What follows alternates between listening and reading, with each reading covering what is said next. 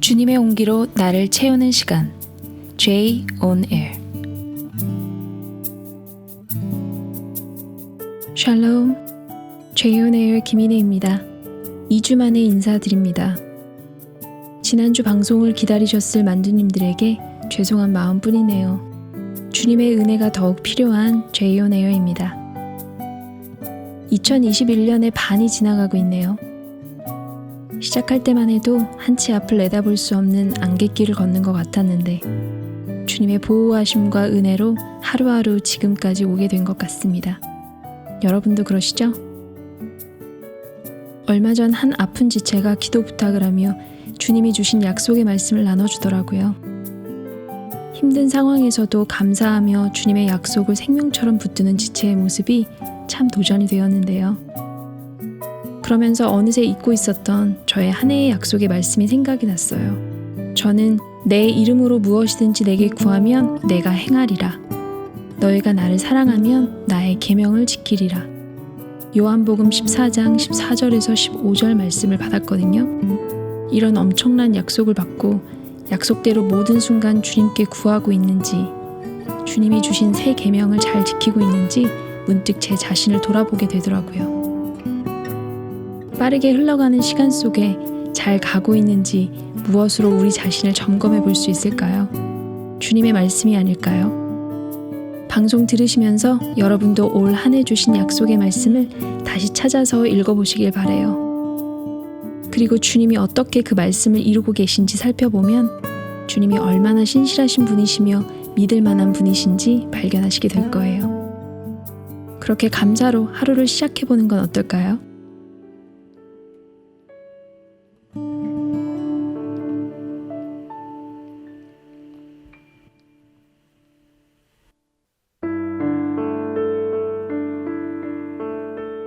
오늘은 선교사 이야기로 여러분을 찾아왔습니다. 저는 어렸을 적 세수식반에서 들었던 선교사 이야기, 책으로 접했던 선교사 전기들이 그 시절 저에겐 큰 충격과 영감을 동시에 주었는데요. 이분들은 어떻게 이런 희생적인 삶을 살 수 있었을까? 라는 의문이 들면서 나도 그렇게 살고 싶다고 속으로 고백했던 기억이 나네요. 지난 헤브론 선교 박람회에서 다음 세대 선교사들이 했던 것처럼 선교사 위인들의 삶을 짧게나마 살펴보면서 우리 또한 믿음의 선배들의 발자취를 따라가는 삶이 되기를 소망하는 마음에서 선교사 이야기를 나누고자 합니다.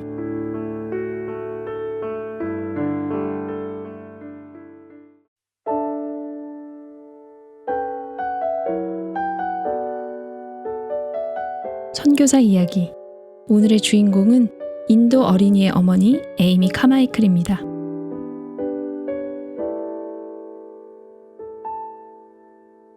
에이미 카마이클은 1867년 12월 16일 북아일랜드 밀라일 마을의 세 저택 중 하나인 회색 석조집에서 태어났습니다.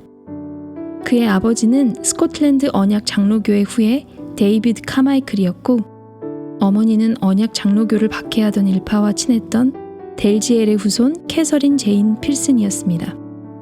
둘의 결합을 통해 박해자와 박해받는 자가 연합을 이루게 되었습니다. 이런 배경에서 마지로 태어난 에이미는 엄격했지만 따뜻하고 행복한 유년 시절을 보냈습니다. 에이미가 18살이 다 될 무렵 에이미의 아버지는 인생의 새 출발이 필요한 한 친구에게 큰 돈을 빌려주었다가 돌려받지 못해 경제적으로 큰 타격을 입었습니다. 그 충격으로 1885년 54세의 일기로 세상을 떠나게 되었습니다. 성격이 예민했던 에이미에게 아버지의 죽음은 큰 충격으로 다가왔지만 그녀는 그 슬픔을 표출하는 대신 어머니와 함께 동생들을 돌보며 가정을 일으키는 데 자신을 헌신합니다. 그러던 그녀의 인생 방향을 갈라놓는 순간이 어느 주일 아침에 찾아왔습니다. 무거운 보따리를 끌고 가는 한 노파를 도와주다 에이미는 주님의 음성을 듣게 되었습니다. 만일 누구든지 금이나 은이나 보석이나 나무나 풀이나 짚으로 이 터 위에 세우면 각각 공력이 나타날 터인데 그날이 공력을 밝히리니 이는 불로 나타내고 그 불이 각 사람의 공력이 어떠한 것을 시험할 것임이니라. 만일 누구든지 그 위에 세운 공력이 그대로 있으면 고린도전서 3장 12절에서 14절. 주님의 음성으로 들린 이 말씀은 에이미의 가치관을 영원히 바꿔놓았습니다. 그 즈음 그녀는 동네 아이들과 어린 여학생들을 대상으로 모임을 갖기 시작했고, 이후 YWCA에서 일하면서 로즈메리가 장로교회에서 너무 가난해 모자를 살 수 없어 숄로 머리를 가리던 여직공들을 부르던 이름인 숄떼기반을 맡아 가르쳤습니다. 이는 점잖은 교인들에게 적잖은 충격을 가져다 주었습니다. 1886년 9월 친구들의 초대로 캐직 사경회에 참여했던 에이미는 그녀가 누릴 수 있는 모든 세상 문화와 가치에 대하여 죽고 최소한의 필요 외에는 이 땅에 재산도 집도 가지지 않으셨던 주님을 따르기로 결정했습니다. 그리고 1년 뒤인 1887년 중국 내지 선교회의 허드슨 테일러가 벨파스트를 방문했을 때 집회를 참여했던 에이미는 후에 친아버지처럼 사랑하고 따르게 된 벨파스트 사경회 책임자인 로버트 윌슨 씨를 만나게 됩니다. 에이미의 여직공 사역은 점점 성장해서 더 이상 교회에서 그들을 수용할 수 없게 되자 에이미는 여직공들과 함께 건물을 놓고 기도하기 시작했습니다. 주님은 그녀와 여직공들의 기도에 응답하셔서 환영홀이라 이름 지은 철제 가건물을 짓도록 허락해 주셨습니다. 양철 예배당을 세우며 에이미는 그때 당시 교회들과 여타 종교단체들이 당연시 여기던 모금 방식을 버리고 하나님께 구하고 공급받는 믿음의 원리를 체득하게 되었습니다. 이것은 훗날 에이미의 사역에 변할 수 없는 원리로 자리 잡았습니다. 1892년 1월 13일 눈 내리던 수요일 밤 너희는 가라는 주님의 절대적 명령이 에이미에게 임했습니다. 그것도 한 번이 아닌 계속 반복된 명령이었습니다. 한거할 수 없는 주님의 명령 앞에 그녀는 홀로 남으신 어머니, 에이미가 곁에서 돌봐드려야 할 친아버지나 다름없는 윌슨 할아버지, 변변치 못한 자신의 건강 등으로 깊은 고민에 휩싸였습니다. 그때 어머니의 편지가 에이미를 주님의 부르심에 순종할 수 있도록 독려했습니다. 에이미의 어머니는 이렇게 딸에게 썼습니다. 그래, 사랑하는 에이미야. 그분은 여태까지 너를 내게 빌려주셨다. 내가 내게 얼마나 힘과 위로와 기쁨이 되었는지 그분만이 아신다. 그분은 슬플 때 너를 내 지팡이와 위안으로 주셨고, 외로울 때 자식 이상의 친구가 되게 하셨고, 기쁠 때 밝고 즐거운 마음으로 내게 동조하게 하셨다. 얘야, 그런 그분이 이제 너더러 내 반경 밖으로 가라 하시는데 내가 막을 수 있겠느냐? 안 된다. 안 된다, 에이미. 그분이 내 것이듯 너는 그분 것이다. 당신은 원하시는 대로 너를 데려가셔서 당신 기쁘신 대로 너를 쓰실 수 있다. 나는 너를 그분께 맡길 수 있고 맡긴다. 온종일 그분이 나를 도우셨다. 내 마음이 흔들림 없이 말한다. 너희는 가라. 에이미가 절실히 필요했던 윌슨 씨도 그녀를 달라 하시는 주님의 명령 앞에 기쁜 마음으로 그녀를 내어드렸습니다. 이런 에이미의 결정은 많은 이들의 비난에 직면했습니다. 그럼에도 불구하고 1893년 에이미는 부르심 받은 대로 이별의 아픔을 뒤로한 채 일본으로 가는 여정에 몸을 실었습니다.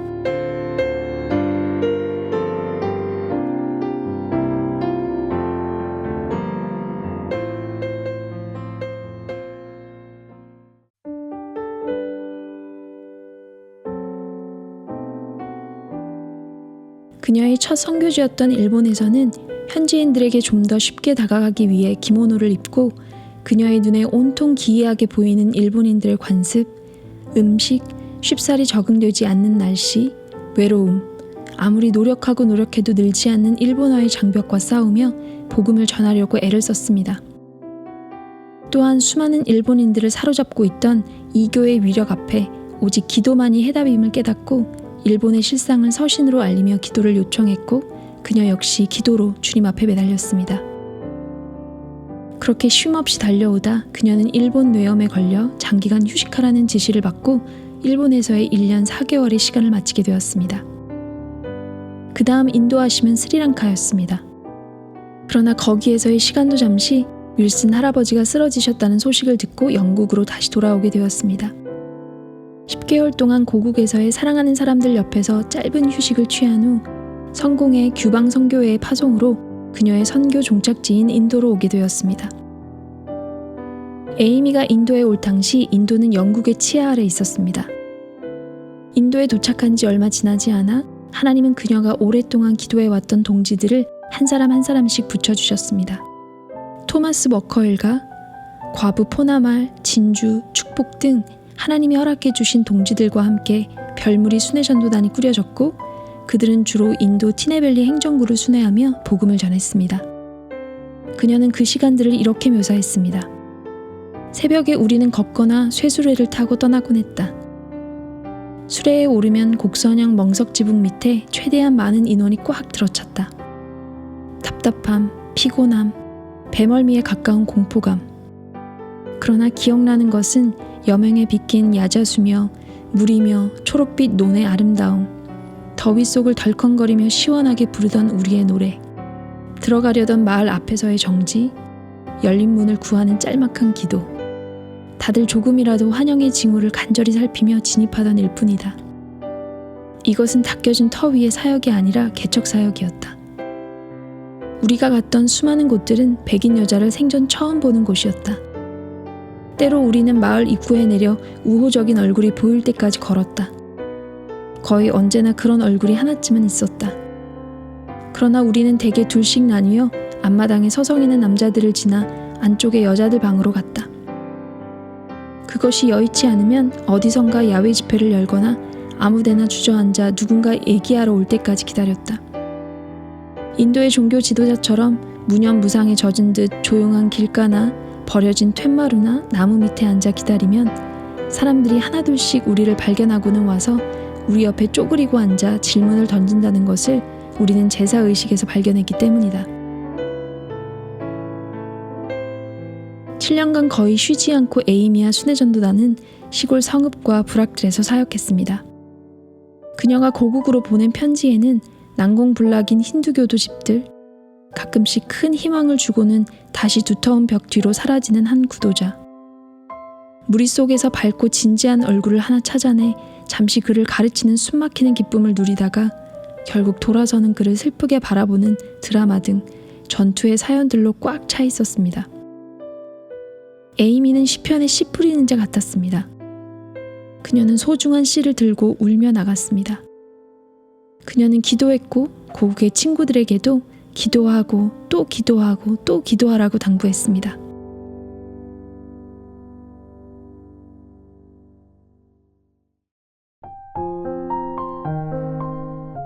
(1907년 3월 7일) 에이미 인생의 새로운 일의 분기점이자 평생 그녀의 뿌리가 된 사건이 발생했습니다. 사원에 팔린 프리나란 여자아이가 에이미의 품으로 뛰어들게 되면서 프리나와 같이 사원의 창녀로 팔려가는 아이들을 구출해낼 뿐만 아니라 이런저런 이유로 보호가 필요한 아이들의 안마, 타밀어로 엄마가 되었습니다. 이 일을 계기로 얼마 지나지 않아 순회전도팀은 도나부루에 정착하게 되었고 그때부터 본격적으로 아이들을 돌보는 사역이 시작되었습니다. 사원에서 아이들을 구출하는 일은 많은 위험이 뒤따랐고 여러 도전에 직면해야만 했습니다. 그럼에도 불구하고 그렇게 구출된 아이들과 갈 곳 없는 아이들에게 도나부루 공동체는 따뜻한 피난처요 안식처가 되어주었습니다. 이 일에 헌신한 에이미와 별무리 순회전도단 시절부터 함께했던 자매 일꾼들은 밤낮으로 아이들을 돌보는데 모든 힘을 소진했습니다. 에이미는 살아생전 자신이 그토록 사랑하고 신뢰하며 의지했던 동지들과 아이들이 하나둘씩 자신 곁을 떠나는 사별의 아픔을 많이 겪었습니다. 인도 사역 초기부터 함께했던 토머스 워커가 식중독으로 세상을 떠난 후 그녀는 이런 시를 지었습니다. 주님께 불어닥치는 세찬 바람을 내게는 막아달라는 기도에서, 열망 대신 싹트는 두려움에서, 더 높이 오르지 않는 주춤거림에서, 오 주여 호사스런 자아에서 벗어나 군사로 주 따르게 하소서. 편안하고 소소한 사랑에서, 쉬운 선택과 연약함에서, 그것은 영혼을 경고케 하는 길도 주께서 십자가를 지신 길도 아닙니다. 갈보리를 흐리게 하는 모든 것에서 하나님의 어린 양이여 건져주소서. 제 길을 이끌어줄 사랑을, 무엇에도 놀라지 않는 믿음을, 실망에 지치지 않는 소망을, 불처럼 타오르는 열정을 주소서. 납덩이처럼 가라앉지 않게 하소서. 불꽃이신 주여, 저를 주의 연료 삼으소서. 그녀의 오른팔 같은 포나말이 암에 걸리고 그녀 자신도 심한 신경통에 시달릴 뿐 아니라 고국에서 어머니의 부고 소식도 들려왔습니다. 또한 그때 도나브루 공동체의 70명의 아이들이 말라리아에 걸렸습니다. 그녀의 친부모와 영적 아버지와 어머니가 모두 떠나는 일을 겪으면서도 그녀는 주저앉지 않았습니다. 그녀는 또 다른 기도문을 썼습니다. 아버지여, 저의 뜻에 맞아들 때까지 아버지의 뜻이 바뀌기를 기도해야 할까요? 아닙니다, 주님. 절대로 그럴 수 없나이다. 오히려 제 인간적 뜻을 주님 뜻에 맞추소서. 서두름과 절절한 갈망을 잠재우시고 격렬한 욕망의 고통을 가라앉히소서. 제 은밀한 곳에 난무하는 소원들을 보시고 주여 막으시고 불로라도 제하소서. 주 영광을 바라고 행하도록 제 안에서 일하소서. 제 안의 모든 것이 평안과 화목과 만족 가운데 내 사랑하는 주님의 안식을 기다리게 하소서. 마침내 젖된 아이처럼. 그녀는 자신과 같이 주님께 헌신된 자매들과 공동생활 자매회를 결성했는데 그들은 주님께 대한 사랑 고백서를 작성했습니다. 그 내용은 이러합니다. 나의 서원, 주께서 제게 무엇을 명하시든 주의 은혜로 행하겠나이다. 나를 강권하는 동기, 오 그리스도 나의 주, 주님의 사랑이옵니다. 나의 확신, 저의 의탁한 것을 주께서 능히 지키실 줄을 확신하나이다. 나의 기쁨, 오 하나님 주의 뜻을 행하는 것이옵니다. 나의 훈련, 제가 고르지 않고 주의 사랑이 시키는 대로 살겠나이다. 나의 기도, 저의 뜻을 주님의 뜻에 맞추소서. 나의 구호, 살기 위해 사랑하고 사랑하기 위해 살라. 나의 유업, 주는 내 유업의 분기시옵니다. 선하신 주님, 저희를 가르쳐 주께 합당하게 주를 섬기게 하소서. 베풀되 대가를 따지지 말게 하시고 싸우되 상처를 개의치 말게 하시고 일하되 쉼을 구하지 말게 하시고 오 우리 주 하나님 수고하되 주의 뜻 행함을 아는 것 외에 아무 보상도 바라지 말게 하소서. 도나브루 공동체의 남자 아이들이 오기 시작하면서 에이미는 주님께 추수할 일꾼들을 보내달라고 간절히 기도했습니다. 기도 응답으로 많은 이들이 도나브루에 왔지만 모두가 그곳에 남는 것은 아니었습니다. 많은 이들이 다양한 이유로 도나브루를 떠났습니다. 막상 도나브루에 와보니 그들에게 십자가의 삶은 지면으로 읽을 때와 사뭇 달라 보였기 때문입니다. 그러나 그 중에도 에이미와 같은 마음과 같은 뜻을 품고 자신의 삶을 헌신하는 소수의 사람들이 있었습니다. 이런 믿음의 증인들을 통해 하나님은 신실하게 도나브루 공동체를 세워가셨습니다. 하나님은 에이미가 사역하는 동안 모든 필요를 신실하게 채워주셨습니다. 도나브루 공동체 건물, 병원, 기도원 등 모든 필요 앞에 에이미는 사람을 의지하지 않았고 그가 영국에서 여직공 사역을 할 때 세웠던 믿음 재정 원칙 그대로 오직 하나님께만 구했고 응답을 받았습니다.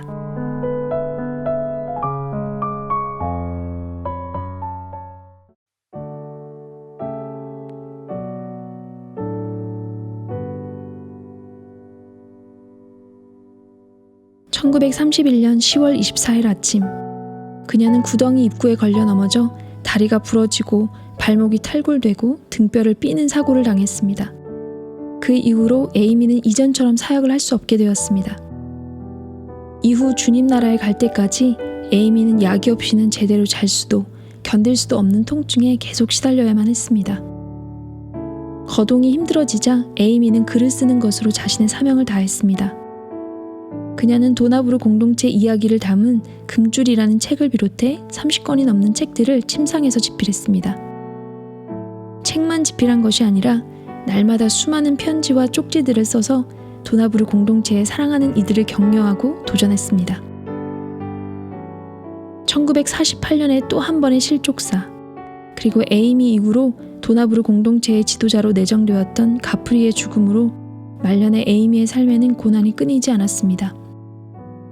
그녀는 이 일을 겪으며 도나브루 공동체에게 이렇게 썼습니다. 우리 하나님은 우리가 그분을 믿으리라 믿어주십니다. 하나님을 실망시키지 맙시다.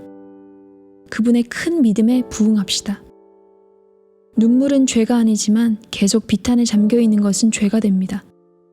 그것은 가장 자상하신 아버지의 사랑을 의심하는 것과 같습니다. 왜 이런 일을 허용하셨는지 이상해하는 것은 그분을 욕되게 하는 일입니다. 어느새 나도 그런 생각에 빠져 있더군요. 온 가족에게 무용한 나는 남아있고 가족들을 위해 할 일이 너무도 많은 그는 가야 했을까? 나는 잠깐이나마 그런 생각을 하는 것 자체가 죄임을 불현듯 깨달았습니다. 보혈로 깨끗게 하시는 하나님께 감사드립니다. 이제 우리는 이유를 궁리하여 하나님의 사랑을 슬프게 하지 맙시다. 믿음은 절대 이유를 따지지 않습니다. 에이미에게 사랑하는 이들의 각 죽음은 본인의 신체적 고통보다 훨씬 견디기 힘든 일이었습니다. 그러나 각 죽음 속에서 그녀는 죽을 기회, 즉 그리스도가 자기 삶의 주인 되심을 다시금 인정할 기회로 보았습니다. 1951년 1월 18일 이른 아침, 그녀는 그토록 사모하던 천국으로 부름을 받았습니다. 기도원 종에서 그녀가 생전에 부탁했던 음악이 흘러나왔습니다. 가사는 그녀가 직접 붙였습니다. 나의 하나님, 제가 주께 청하였던 한 가지 일, 곧 그것을 구하리니 주의 집에 거하게 하소서. 저는 다른 낯선 공기를 호흡하지 않으렵니다. 지극히 아름다우신 주님과 함께 거하렵니다. 이제 저는 제 주님의 아름다움을 배우며 제 마음에 사모하던 주의 음성을 들으렵니다. 사랑 중의 사랑, 가장 뛰어난 이름 임마누엘, 그 이름에 담긴 신비가 어찌 그리 놀라운지요. 주는 이 딸과 함께, 이 딸은 집에서 주와 함께. 오 내 주 하나님, 주를 사랑하며 경배합니다. 에이미의 용감한 순종의 삶은 예수를 주로 고백하는 우리 모두에게 하나의 모델로 삼기에 부족함이 없습니다. 그녀는 욕망과 꿈, 실패와 두려움을 지닌 우리와 비슷한 평범한 여인이었지만 한결같은 마음으로 흑암에 사는 주님의 자녀들을 섬기며 자신의 삶을 송두리째 바쳤던 하나님의 사람이었습니다. 그녀는 보이지 않는 영원한 것에 가치를 두고 어떤 위험한 상황이나 공격도 막아낼 믿을 만한 하나님의 전사였지만 맨 땅에 헤딩하며 동역자들과 싸우기도 하고 자신의 연약한 한계에 좌절하기도 한 믿음의 작은 거인입니다. 하나님의 부르심이 무엇이든지 어떤 상황 속에서도 그 부르심에 순종할 수 있는 여건은 거의 없습니다. 무언가 꼭 그 부르심에 순종 못할 이유들이 있기 마련입니다. 그러나 에이미는 구차한 변명이나 지체함 없이 순종하여 주님의 말씀과 맡겨진 사명의 가치를 잘 감당하였습니다. 나를 따르라는 주님의 부르심에 충성스럽게 응답한 그녀는 83년을 한결같이 주님 안에서 기뻐하고 슬퍼하며 사랑하고 믿고 두려워하고 괴로워하고 실패하며 승리하고 죽은 별처럼 빛나는 보석이었습니다. 애당초 선교지에 대해 장밋빛 환상은 품지 않았지만 그녀가 실제로 접한 것은 처절하리만치 슬프고 가슴 아프며 그리고 견디기 어려운 현실 그 자체였습니다. 선교지에서 수반되는 모든 어려움과 괴로움을 참고 자기가 마땅히 누려야 할 권리를 모두 버려야 하는 제자도를 당연한 요건으로 여겼습니다. 그녀의 정금 같은 신앙과 끈기, 초지일관의 순종, 남 모르는 고난, 은밀한 봉헌, 보석 같은 믿음은 요즘 세대에게 많은 귀감이 되고 있습니다.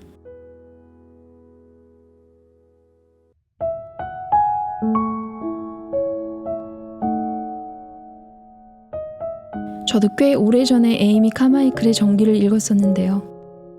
그때는 막 선교사로서의 걸음을 뗀 직후였어서 그런지 주님과 인도의 잃어버린 영혼들을 위해 모든 것을 버리고 자신을 희생한 에이미 카마이클의 삶이 마냥 멋져 보였어요. 나도 그렇게 살아야지 라는 굳은 결심과 함께 열정을 불태웠던 시간들이 생각이 나네요. 그런 삶에 어떤 대가 지불이 기다리고 있는지 알지 못한 채 말이에요. 그래서 시간이 꽤 흐른 지금 에이미 카마이클의 전기를 다시 한번 쭉 읽어 내려가면서 그래, 다 표현되어 있지 않지만 행간에 담긴 그녀의 고민, 씨름들, 슬픔과 아픔, 그리고 그 모든 순간에 주님으로부터 임했을 위로와 힘, 안식이 눈에 선하게 그려졌어요. 사람들은 믿음의 거장들의 타고난 좋은 인품과 특출한 능력, 배경들에 관심을 쏟지만 믿음의 거장이라 불리우는 그들도 사실은 우리와 똑같이 연약하고 평범한 사람이었다는 것을 시간이 지날수록 더욱 보게 돼요. 에이미가 믿었던 하나님은 그녀의 고통과 슬픔, 기쁨과 환희의 모든 순간에 함께 계셨어요. 그리고 그녀의 믿음을 굳건하게 지켜주셨죠. 그 하나님이 우리와 함께 하십니다. 주님 따르는 길이 어떤 대가가 요구되는지 조금 더 알게 된 지금 더욱 그 삶에 저를 드릴 것을 결단하게 되었습니다.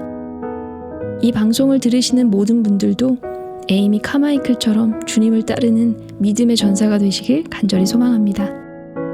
마지막으로 이 책의 에필로그에 실린 시를 낭독해드리고 이어서 갈보리산 위에 찬양 들려드리면서 저는 인사드리려고 합니다. 지금까지 J.O.N.A.R. 김인혜였습니다.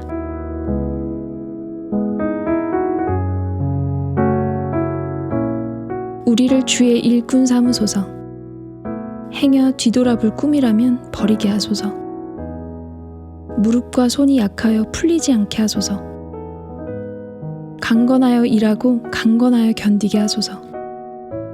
여명이 밝을 때부터 별들이 뜰 때까지. 우리를 주의 전사 삼으소서. 어떤 전선의 어떤 위험한 공격의 예봉도 막아낼 믿을 만한 전사가 되게 하소서. 검과 창을 다루는 기회를 주소서. 여명이 밝을 때부터 별들이 뜰 때까지. 그 별들 우리와 멀지 않으니 천사처럼 보이지 않아도 이 고요한 대기와 오늘의 투명한 창공을 꿰뚫어 보고 있네. 우리는 무엇을 알고 느끼고 보고 들을 것인가? 황혼의 색조가 불타고 별들이 뜰 그때에.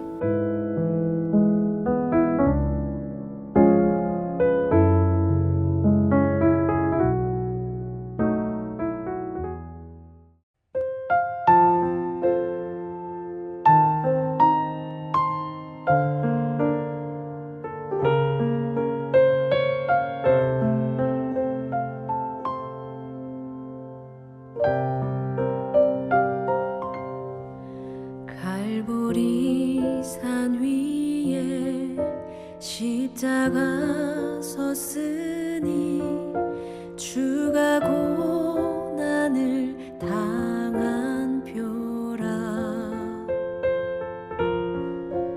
험한 십자가를 내가 사랑함은 주가 보혈을 흘림이라. 험한 십자가에 주가 흘린 피를 믿는 마음으로 바라보니